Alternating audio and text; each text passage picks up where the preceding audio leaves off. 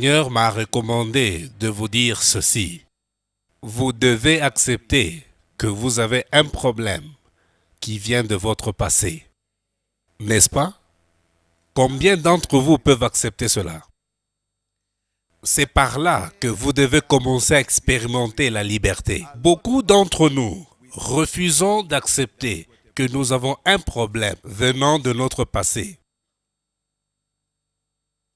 Nous nous contentons seulement de ce qui se passe là où nous sommes. Non.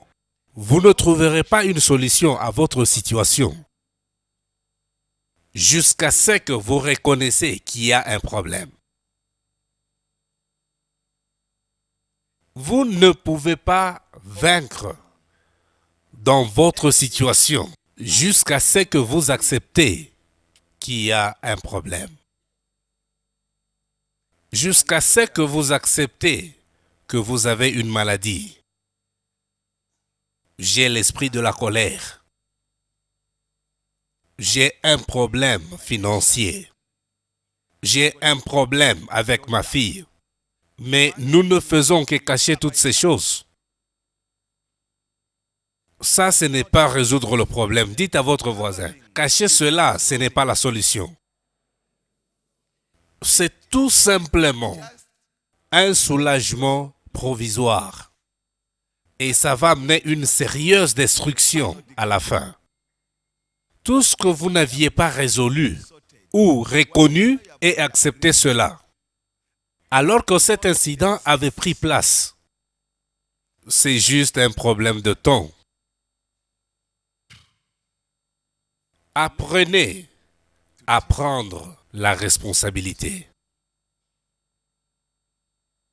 Certains d'entre nous sont devenus experts. S'il y a quelque chose de mal ou quelque chose qui ne marche pas, ou tout ce qui est négatif, ce n'est pas moi, c'est lui, c'est ceci ou cela. Comprenez-vous ce que je dis? Si votre mari prend beaucoup d'alcool maintenant, quel est le rôle que vous avez joué pour causer votre mari à se comporter ainsi? Demandez à votre voisin. Si. Il y a des paroles que vous avez dites. Il y a quelque chose que vous aviez fait qui a causé votre mari à prendre encore beaucoup plus d'alcool.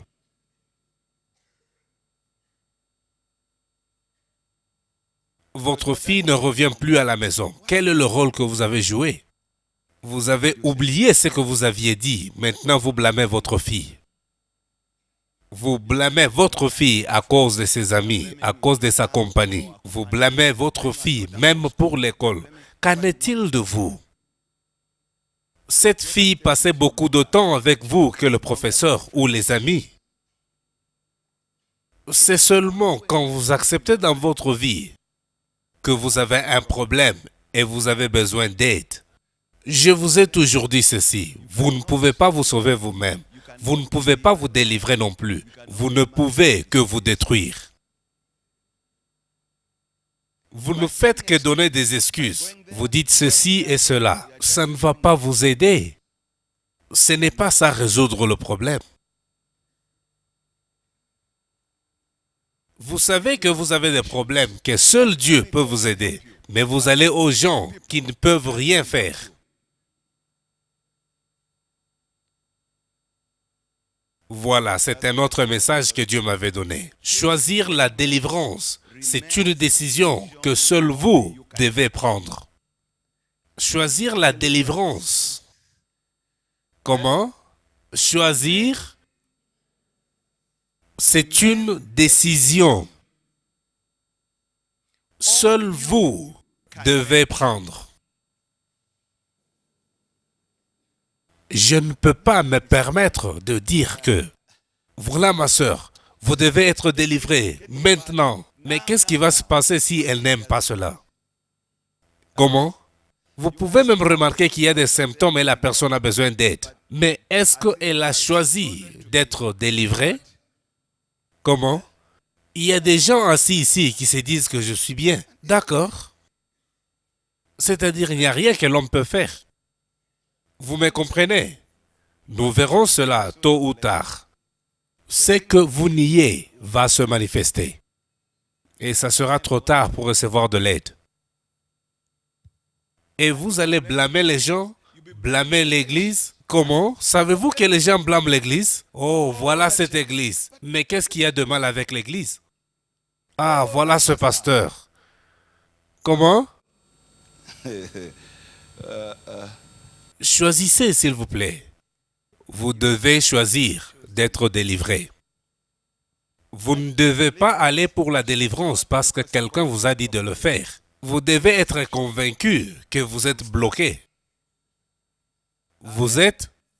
Et ces esprits viennent des générations. Je sais que vous étiez né dans un hôpital, alors que votre mère n'était pas née dans un hôpital. Qu'est-ce qu'ils ont fait? Vous voyez votre père dans l'état présent, mais qu'est-ce qu'il avait fait dans le passé? Ce sont des esprits qui viennent des générations. Et beaucoup d'entre nous refusons de revoir dans les générations d'où nous venons. C'est pour connaître ce qui s'était passé et savoir comment aller de l'avant.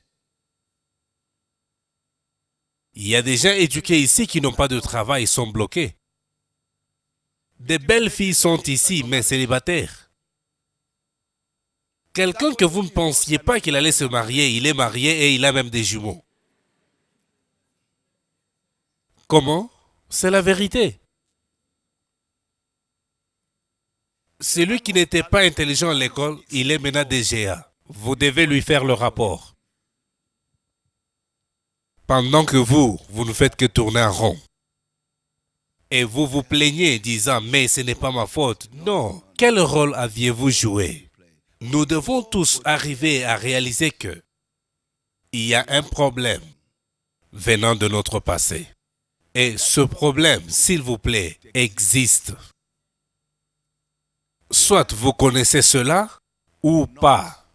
Il y a quelque chose de votre passé qui existe encore. Dites à votre voisin. Yeah. Et c'est tout. Voilà. Lorsque vous reconnaissez cela et vous l'acceptez, cela va vous stimuler d'agir. Lorsque vous reconnaissez qu'il y a quelque chose de mon passé qui m'empêche, vous serez stimulé d'agir. Voyez-vous? Mais quand vous n'acceptez pas cela, vous ne ferez rien. Lorsque vous ne prenez pas la responsabilité, il n'y aura pas moyen d'agir sur quoi que ce soit. Parce que vous blâmez tout le monde à part vous-même. La responsabilité vous donne la liberté. Voici une prophétie. Écoutez-moi attentivement. Vous refusiez disant que ce n'était pas vous, alors que vous savez, c'est vous. Voilà, vous n'êtes pas libre. Vous êtes ici. Non, c'est pas moi. S'il vous plaît, c'est pas moi. C'est celui-là. C'est celui-ci. Vous niez que c'est vous. Vous refusez de prendre la responsabilité. Vous n'êtes pas libre. Voilà. Niez ce que vous connaissez, que c'est vrai. Cela ne vous donnera qu'un soulagement temporaire. Ça ne sera jamais permanent. Après avoir nié que ce n'est pas vous, alors que vous savez que c'est vous, vous aurez des tourments. Vous êtes ici. Vous avez dit à tout le monde que ce n'est pas vous. Et les gens vous ont cru. Mais vous savez que c'est vous. Vous n'êtes pas libre. Est-ce que vous comprenez? Est-ce que vous comprenez? C'est ainsi que nous devons commencer à délier les gens. Mais ce n'est pas possible que vous soyez déliés quand vous continuez à nier. C'est vous qui avez fait ceci? Non, ils m'ont seulement lié. Mais qui vous a lié? Je ne sais pas. C'est ce que vous aviez fait qui vous avait lié. Si vous confessez cela, vous serez délié. Ce que vous cachez va vous tuer. Et d'ailleurs, avant que cela vous tue, ça va vous tourmenter. Et après, ça va vous tuer. Nous sommes seulement paresseux de travailler dur pour notre salut. Nous voulons que cela nous soit donné. Prendre la responsabilité, ce n'est pas tellement confortable au début. mais ça paye mieux après. Même dans nos foyers, vous trouvez des gens qui se chamaillent. Par exemple, on vous demande qu'en est-il de ceci. D'accord, d'accord. D'accord.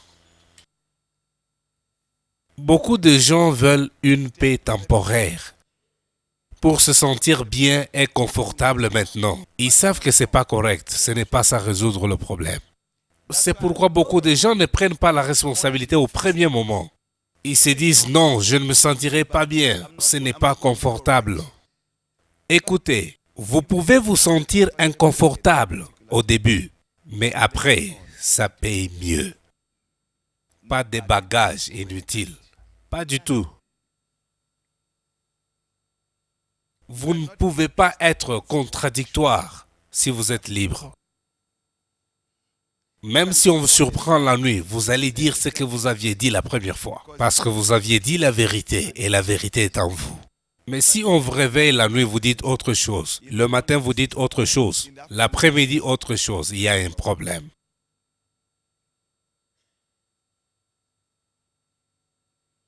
Comprenez ceci. Je suis en train de parler d'un accord. Un côté de la pièce, c'est pour blâmer. Blâmer. Et l'autre côté, c'est pour un accord. Tandis que l'autre, c'est blâmer. Le côté de blâmer, c'est un côté de malédiction. Dites à votre voisin. Quand vous blâmez, ça semble bien au début, mais à la longue, vous serez ruiné. Ça semble bien au début, mais à la longue, vous serez ruiné. C'est ça le côté de blâmer de la pièce. L'autre côté d'accord, vous vous sentez inconfortable au début, mais ça paye mieux à la longue. L'autre côté, c'est pour blâmer. Ça paraît confortable au début, mais ça va vous ruiner. Il y a des gens qui viennent pour l'aide quand ils sont complètement finis. Et ils veulent blâmer l'Église. Voilà, le prophète avait promis de prier pour les gens, maintenant il ne l'a pas fait. Je ne suis pas le guérisseur, Jésus est le guérisseur. Je ne suis pas celui qui délivre, mais Jésus l'est. Vous devez comprendre cela. Alors, me blâmer, faire du bruit par-ci et par-là, vous perdez seulement le temps, ce n'est pas moi. Quel rôle avez-vous joué, même si vous devez recevoir la prière aujourd'hui? Êtes-vous prêt? Allez-vous maintenir cela? Pourquoi voulez-vous être délivré? Pour une raison classique ou une renommée? Ou c'est vraiment pour glorifier Dieu? Il y a plusieurs raisons. Pour certains d'entre nous, cette douleur est nécessaire afin de nous garder dans la maison de Dieu. Si, aussitôt que cette douleur est enlevée, vous allez vous égarer des voies de Dieu. Dites à votre voisin. Si, Dieu connaît tout cela. Alors, vous ne pouvez pas dire qu'il a prié pour moi 5 fois. Est-ce que c'est moi qui guéris? Je n'ai pas cette capacité, c'est juste un don venant de Dieu. C'est pourquoi vous devez vous mettre d'accord avec Dieu, c'est tout. Je ne suis qu'un messager. Un messager n'a pas son propre droit. Il reçoit seulement les instructions. Va là-bas, fais ceci. Alors, si vous trouvez un messager orgueilleux, c'est un faux messager. C'est celui qui donne l'instruction qui peut se sentir fier. Vous, c'est dans la fidélité que vous devez suivre l'instruction. Lorsque vous allez exécuter cela, ne cherchez pas à vous faire valoir. Dites seulement, voici ce qu'on m'a demandé de vous amener. Y a-t-il quelque chose de plus? Non, rentrez faire le rapport. C'est tout. Si vous trouvez un messager orgueilleux, il ne sait pas ce qu'il porte. Vous devez avoir la crainte de Dieu pour ne pas mal présenter ce que Dieu a dit, parce que vous êtes un messager. Même si ça va vous énerver, je vais le dire, je ne suis qu'un messager. Ce message est pour vous, alors si ça vous énerve, ne me tapez pas. Comment? C'est tout. Mais les gens viennent vers moi comme si j'étais l'alpha et l'oméga. Je ne suis qu'une créature. Je suis du côté des dieux. S'il vous plaît. Même quand ça sera le temps de prier pour les gens. Ne dites pas, mais il n'a pas prié pour moi. Non, ça va. Il y a encore un autre jour demain, si vous ne mourrez pas aujourd'hui. Si, qui le sait? C'est pour cela, vous devez vivre chaque jour comme si c'était le dernier jour de votre vie sur Terre. Parce que vous n'avez pas le contrôle de demain. C'est possible que vous ne soyez pas là demain. Alors donnez les meilleurs aujourd'hui, pour la gloire de Dieu. Lorsque vous blâmez, cela veut dire que vous avez poussé ce problème à une autre personne ou à quelque chose. Regardez, lorsque vous aviez blâmé quelqu'un, vous aviez pris ce blâme, vous aviez pris ce problème de là où ça a été et vous avez approprié cela à quelqu'un autre ou quelque chose. Vrai ou faux? Tout ce que vous recevez, malgré petit que ça peut être, il y a d'autres qui vous envient. Vous devez dire merci Seigneur.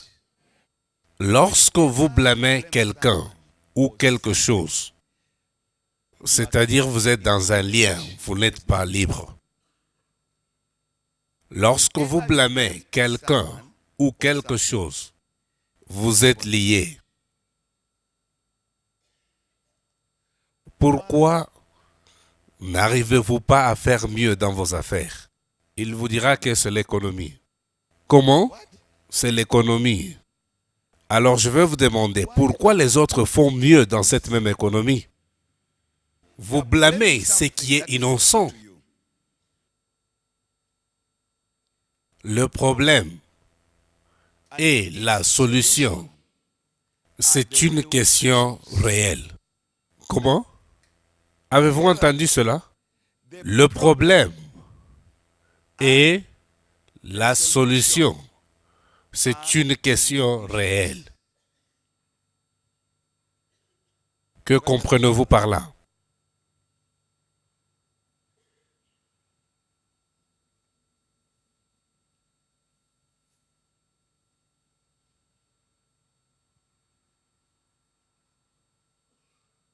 Continuez à écrire, ce n'est pas celui qui a causé le problème. Dites à votre voisin, ce n'est pas celui qui a causé le problème. Voilà. Est-ce que c'est comme cela que nous vivons, conformément à ce que je viens de dire? Lisons tout ce qui est écrit. 1, 2, 3.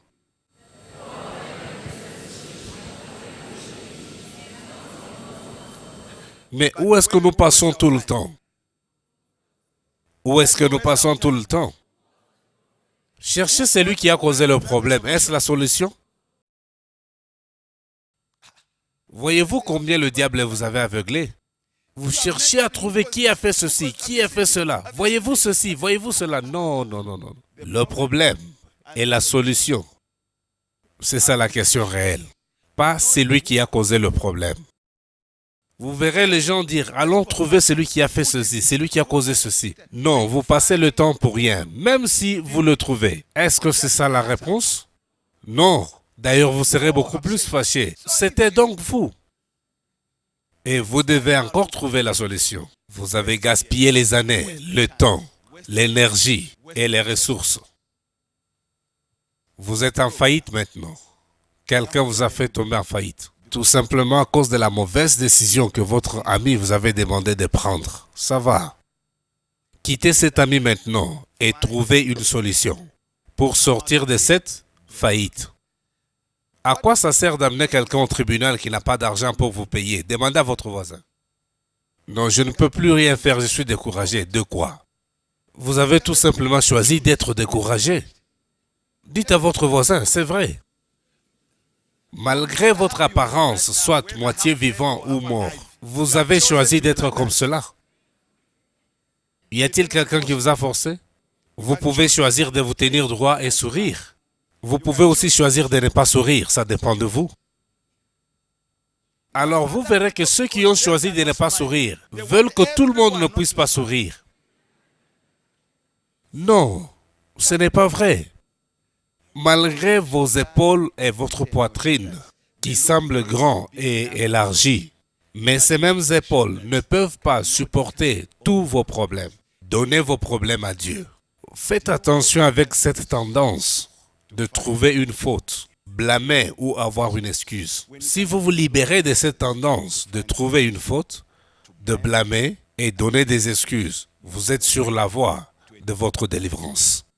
Si vous voulez que Dieu vous honore, qu'il ouvre la voie dans votre vie aujourd'hui, confessez vos erreurs et vos faiblesses. Dites à Dieu, je suis faible ici, c'est ça ma faute. C'est ça ma faute. J'ai ouvert la porte au diable. Je lisais une mauvaise revue, maintenant j'ai un problème. Je prenais du cognac dans une petite bouteille pendant la nuit. Je me cachais aux yeux des hommes, maintenant je suis un ivrogne, Seigneur. Tout ce qui est grand commence petit. J'avais commencé par fumer rarement la cigarette, maintenant je termine tout un paquet. Ne dites pas que ce n'est pas mon problème. C'est le problème de celui qui produit la cigarette. Mais qui fume cela?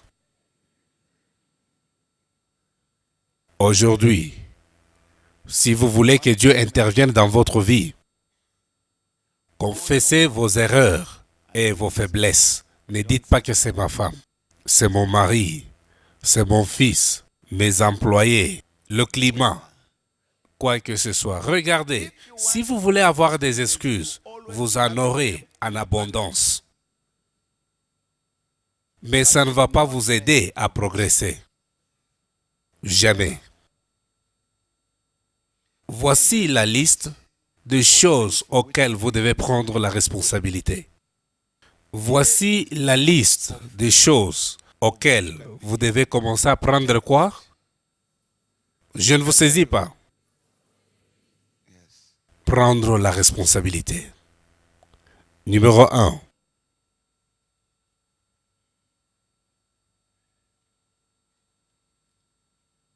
Prenez responsabilité de votre propre mécontentement. Dites à votre voisin. Votre propre mécontentement. Si vous êtes mécontent maintenant, prenez la responsabilité. Voilà. Je peux vous dire une chose maintenant. Vous pouvez visiter les enfants abandonnés, les bébés de 3 à 6 mois. Vous n'allez pas les trouver tristes. Ils sont occupés avec leurs jouets. Et tout celui qui s'approche d'eux, ils ne font que sourire. Vrai ou faux? Qu'en est-il de vous? Vous paraissez comme si vous avez une abeille vivante sur la gorge.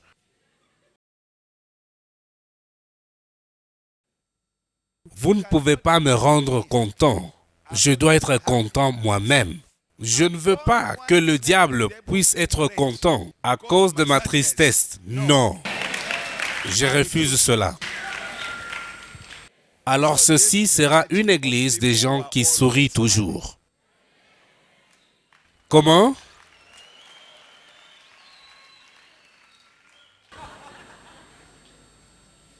Nous avons tous des problèmes.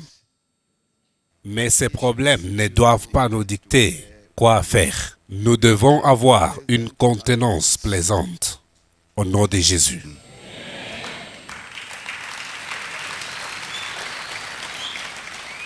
Prenez la responsabilité pour des problèmes spécifiques.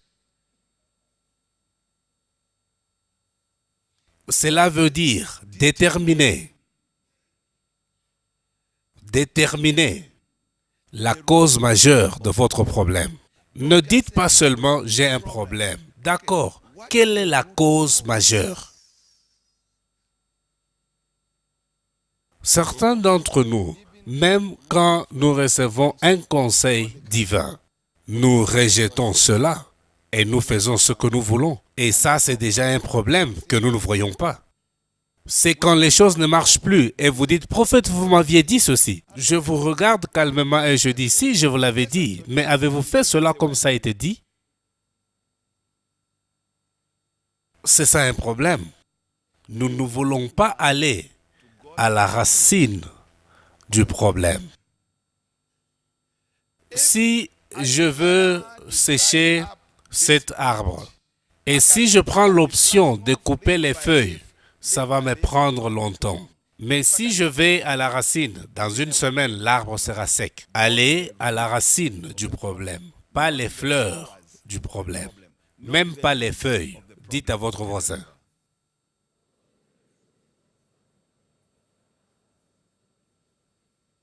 C'est ça, prendre la responsabilité. Vous n'arrivez pas à garder l'argent. Pourquoi? Certains d'entre vous, vous achetez des choses que vous n'utilisez même pas. Vous entrez dans un restaurant, vous achetez la nourriture que vous ne mangez même pas, juste pour se vanter. Certains d'entre nous, nous voulons être ce que nous ne sommes pas. Voulant se faire valoir, c'est un problème. Vous n'êtes pas réel. Vous ne savez même pas qui vous êtes. Alors on ne peut pas vous aider. Vous ne voulez pas que les gens connaissent qui vous êtes. Alors vous vous cachez derrière un masque. Comment pouvez-vous recevoir de l'aide? Vous avez toujours raison. Vous êtes toujours correct. Vous connaissez toutes choses. C'est ça votre problème et on ne peut pas vous aider. Vous avez la réponse à toutes les questions. Alors, qui peut vous aider? Les gens vous évitent. Et quand vous remarquez cela, vous commencez à vous plaindre. Personne ne s'occupe de moi. Non, c'est votre attitude. Découvrez qui vous êtes et prenez responsabilité. Troisième point. Identifiez vos faiblesses et vos obstacles. Découvrez vos faiblesses et vos obstacles. Reconnaissez cela. Voici mes faiblesses. Et ceux-ci sont mes obstacles. Lorsque je n'ai pas l'argent, je planifie bien ce que je dois en faire. Mais quand j'ai l'argent, tout le plan est foutu. C'est ça ma faiblesse. Je fais ce qui est urgent au lieu de faire ce qui est important. Il y a des gens ici qui ne font que ce qui est urgent, pas ce qui est important. Reconnaissez les domaines où vous êtes fort et les domaines où vous êtes faible. Afin que lorsque vous vous retrouvez dans une circonstance, vous savez que je ne suis pas fort dans ce domaine. Je serai toujours là jusqu'à ce que mon temps viendra. Je vais juste aider, mais celui-ci doit diriger parce qu'il connaît mieux que moi. Mais nous ne réalisons pas tout cela. C'est une attitude que vous avez eue dans le passé. Et cela continue à vous rabaisser. Parce que vous ne voulez pas le réaliser et vous débarrasser de votre passé. Quatrième point. Vous devez vous diriger. Vous devez vous diriger dans une voie où vous allez trouver la solution à vos problèmes. Vous devez vous diriger dans une voie de trouver une solution à vos problèmes. Ce n'est pas seulement amener vos problèmes aux gens et vous croiser les bras. Vous espérez qu'ils trouvent la solution à vos problèmes. Ils ne la trouveront pas. Il y a des gens pareils. Ils veulent que les autres trouvent solution à leurs problèmes. Ils n'en trouveront pas. Ils ont aussi leurs propres problèmes. Si c'est pour un enfant, d'accord. Même dans ce cas, vous devez apprendre à l'enfant. Voilà, vous êtes dans ce problème. Comment pensez-vous en sortir? Laissez-le parler et vous allez le guider. Vous devez donner l'initiative, vous qui avez le problème. Initiez une idée. Voilà, je pensais comme ceci et comme cela. Alors les gens peuvent intervenir disant « essayons ceci ». Pas seulement dire « je ne sais pas ». Je n'ai vraiment aucune idée. Êtes-vous sûr? Rien du tout? Alors c'est un grand problème. Ils vont vous laisser comme cela. Cinquième point, vous devez être responsable. Dites à votre voisin. Oui. Quand il y a un problème, vous devez être responsable. N'esquivez pas. Ne soyez pas malin dans les paroles. Vous ne devez pas parler comme si vous avez de l'eau dans la bouche. Soyez responsable. Dites à votre voisin, ne parlez pas comme s'il y a de l'eau dans la bouche. Soyez responsable. Si, ce sont là les principes faciles de la vie et avec ça, vous serez toujours content. Si vous n'êtes pas responsable, c'est vraiment un domaine que vous devez améliorer. Sixième point. Chaque jour et chaque moment, résolvez le problème d'aujourd'hui au lieu d'être préoccupé avec ce qui s'était passé hier. Un moment par jour. Dites à votre voisin, un moment, oui. Résolvez le problème d'aujourd'hui au lieu d'être frustré à propos d'hier ou espérer de secourir demain. Voilà, ceci est très commun. Le Seigneur avait dit que chaque jour a son problème. Mais quand vous approchez les gens, ils vont vous raconter des problèmes d'hier. Si ce n'est pas le problème d'hier, ils vont te dire combien demain sera bien. Qu'en est-il d'aujourd'hui? Si vous n'arrivez pas à résoudre vos problèmes aujourd'hui, demain ne sera pas bien. Il n'y aura pas le confort demain. Parce que ce qui n'est pas résolu aujourd'hui vous suivra demain. Alors qu'est-ce que vous aurez demain? Rien. Un problème, un moment par jour. Ne soyez pas frustrés d'hier et ne soyez pas dominés par l'espérance de demain. Non, soyez réels. Occupez-vous de votre présent.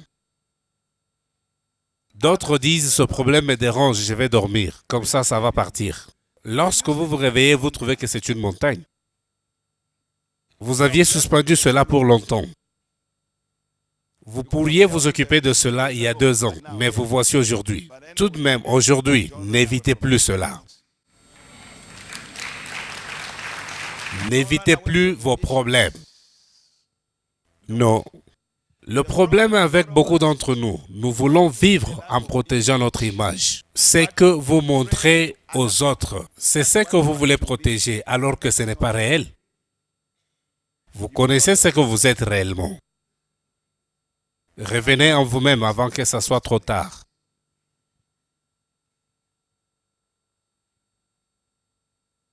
Les gens qui veulent toujours être en charge, les gens qui prennent charge de leur vie, savent comment vivre dans le présent. Les gens qui prennent charge de leur vie savent comment vivre dans le présent. Matthieu 11. S'il vous plaît, commençons verset 28 à 30. Matthieu 11, à partir du verset 28. Venez à moi, vous qui êtes fatigués et chargés, et je vous donnerai du repos. Prenez mon joug sur vous et recevez mes instructions, car je suis doux et humble de cœur, et vous trouverez du repos pour vos âmes. Car mon joug est doux et mon fardeau est léger. Père, merci. Saint-Esprit, amène la révélation à ta parole. Et ce peuple qui a écouté ce message puisse être établi en vérité et en liberté. Au nom de Jésus. Amen.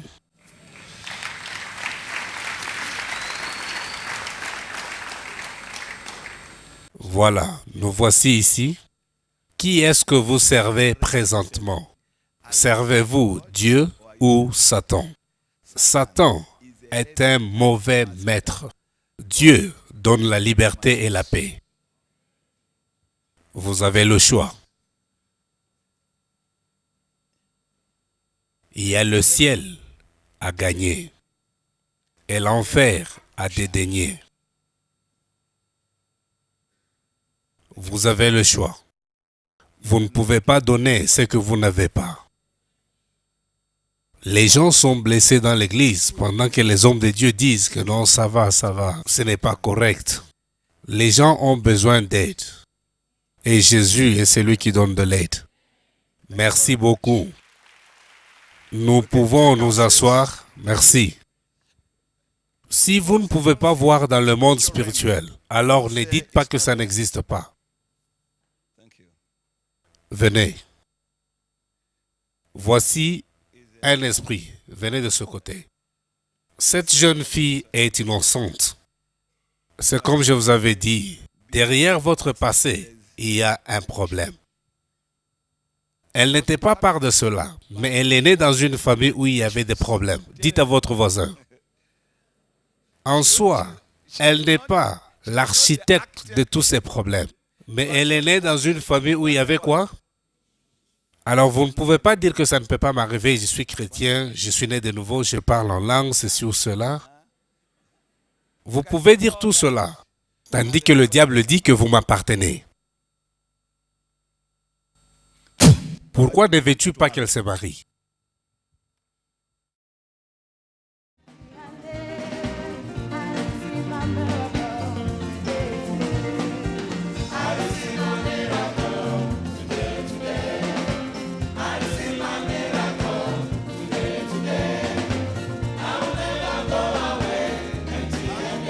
Pourquoi ne veux-tu pas que cette fille se marie? Parce que ce sont là les problèmes que nous avons. Si elle est mariée, mais elle ne se réjouit pas de ce mariage. Vous m'écoutez? Elle a une maison, mais dans cette maison, c'est le feu, à cause de ses esprits.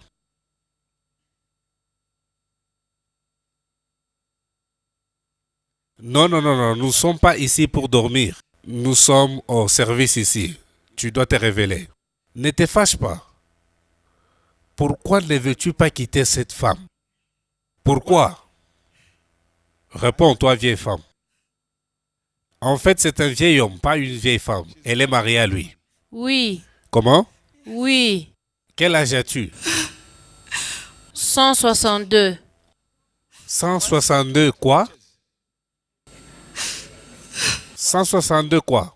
Année. Il n'y a personne ici qui a 162. Parce que je suis mort. Tu es déjà mort, Oui, mais âgé de 162 ans. oui. Que fais-tu avec elle? 162 ans. 160? Et quel âge a cette fille à qui tu es marié? 22 ans. 22. Oui, Tu as 162 et elle n'a que 22. oui, oui. Quelle destruction as-tu fait? Quelle destruction as-tu fait dans sa vie? Pas de prospérité. Pas quoi? Prospérité. Quoi encore? Elle n'était pas supposée se marier. Elle était supposée être quoi? Relève-toi, relève-toi, je te donne l'habilité. Elle n'était pas supposée se marier. Oui. Alors elle devait faire quoi? Devenir une prostituée. Comment? Devenir une prostituée. D'accord? Être prostituée et faire l'argent pour qui? Sa famille. Pourquoi ne peuvent-ils pas travailler dans sa famille? Il travaille. Alors pourquoi doit-elle faire la prostitution?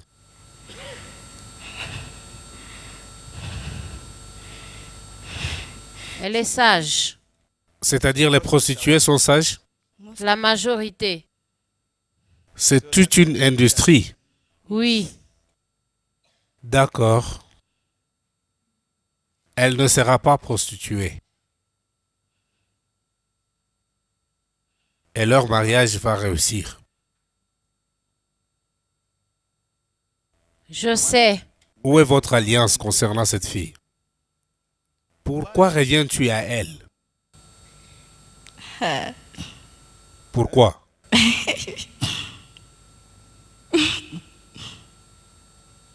C'est facile. Comment? Très facile. Comment? Je vais ordonner les feux. D'accord. Comment? Vous savez, quand elle était née, la marâtre me l'a apportée. Alors, on l'avait incisée. Et son sang était connecté au mien. On l'avait incisée Oui, quand elle était encore petite. oui. Elle avait 3 Quoi? ans. 3 ans. Oui. Alors tu avais pris son sang. Oui, oui. Et c'est connecté à qui? C'est connecté à moi. Mais pourquoi seulement son sang? Beaucoup de gens sont venus vers toi. Pourquoi seulement elle? Parce que dans la famille, parmi les petits-enfants, elle est la première fille. Alors si je peux l'avoir, j'aurai tous les autres. Elle est la première petite fille. D'accord? Alors vous les avez tous maintenant. Oui, voilà pourquoi je reviens toujours. À elle. Oui, parce que si elle est délivrée, je ne saurai pas avoir les autres. Mais elle était délivrée ici. Comment es-tu rentré? Le sang Nous sommes connectés. Voilà. Qu'en est-il de vous? Votre sang est connecté à qui? Demandez à votre voisin. Parlez l'un à l'autre, ne soyez pas seulement fâchés. Vous vous rappelez le premier principe de prendre la responsabilité? Ne soyez pas fâchés contre vous-même. Souriez. Votre sang est connecté à qui? C'est pourquoi vous voyez les gens essayer tout ce qu'ils peuvent. Mais ça revient toujours à zéro, n'est-ce pas? Comment? Mais pourquoi? Vraiment pourquoi? Pourquoi as-tu fait cela? Laisse-la libre, elle ne te veut plus, tu es plus de 162 ans. Je sais. Et elle ne veut pas de moi. Pas du tout. Elle ne veut Alors pas. que vas-tu faire? Que vas-tu faire? J'étais mariée à elle. Tu dois la divorcer. Moi, Si. Vous devez divorcer. Enlevez la bague. Et qu'as-tu fait dans son vagin? Qu'as-tu fait? Qu'as-tu fait dans son vagin? j'ai détruit Détruit quoi? l'utérus.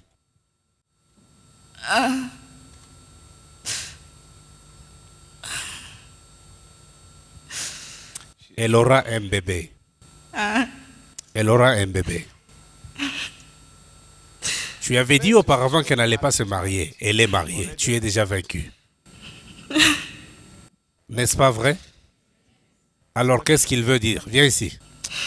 Vous, peuple dans vos maisons, vous pouvez vous tirailler au minimum, pas au maximum. Dites à votre voisin. C'est pourquoi ces esprits reviennent. Comment? C'est tiraillé pour 6 mois. Comme si c'était la guerre à Bagdad. Elle a un mari. Elle a son mari. Enlève la destruction que tu avais mise sur son mari et relâche celle-ci au nom de Jésus. Au nom puissant de Jésus-Christ. Au nom puissant de Jésus-Christ. Sors!